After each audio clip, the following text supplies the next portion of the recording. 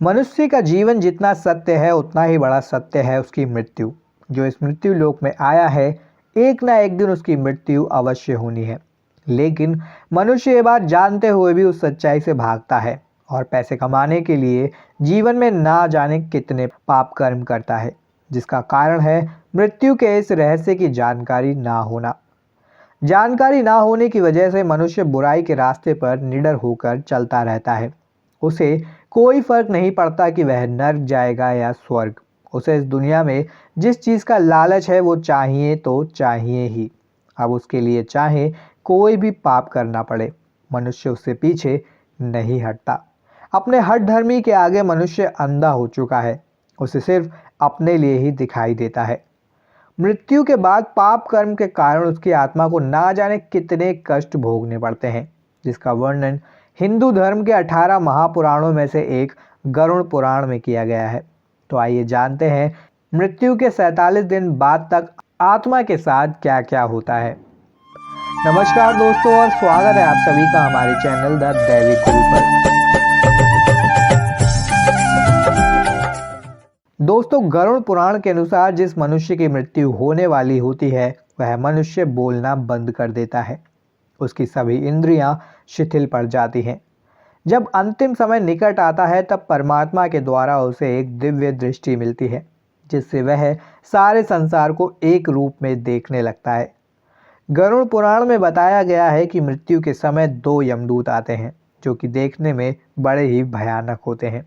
यदि मरने वाले प्राणी ने पुण्य कर्म किए हैं तो वह आसानी से अपने प्राण त्याग देता है, लेकिन यदि वह व्यक्ति पापी होता है तो वह यमदूत के भय से ग्रस्त होकर बड़े ही कष्ट से अपने प्राण त्यागता है। इसके बाद यमदूत उसे यमलोक ले जाते हैं। यमलोक का रास्ता अंधेरे और गर्म बालू से भरा होता है। फिर यमलोक पहुंचने पर उसे यातनाएं दी जाती हैं। फिर उसे यमराज के कहने पर 13 दिन तक अपने उत्तम कार्यों को संपन्न करने हेतु आकाश मार्ग से फिर से उसके घर पर छोड़ दिया जाता है। घर आकर वह जीवात्मा पुनः अपने शरीर में प्रवेश करने का प्रयास करती है, लेकिन किंतु यमदूत के बंधन से वह मुक्त नहीं हो पाती और भूख प्यास के कारण रोती रहती है। गरुड़ पुराण के अनुसार मृत व्यक्ति के वंशजों को 10 दिनों तक पिंडदान अवश्य करना चाहिए, क्योंकि पिंडदान से ही आत्मा को चलने की शक्ति प्राप्त होती है। इसके बाद मृत्यु के 13वें दिन यमदूत आकर आत्मा को फिर से पकड़ लेते हैं और फिर शुरू हो जाती है उसकी यमलोक की यात्रा।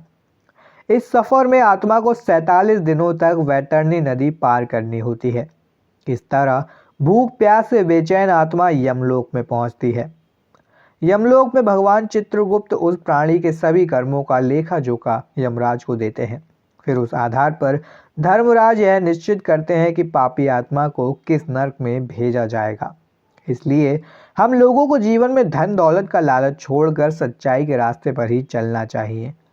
ऐसा नहीं है कि हमारी इस वीडियो को देखने के बाद आपको इन बातों की जानकारी होगी। हो सकता है कि आप पहले से इन बातों को जानते हो। इसके बावजूद भी हमें गलत कार्यों को करने से बचना चाहिए, क्योंकि गलत कार्यों को करने से कभी भी हमें सत्य मार्ग की प्राप्ति नहीं होती है और हमारे गलत कर्मों के चलते हमारा भविष्य भी खराब होता है।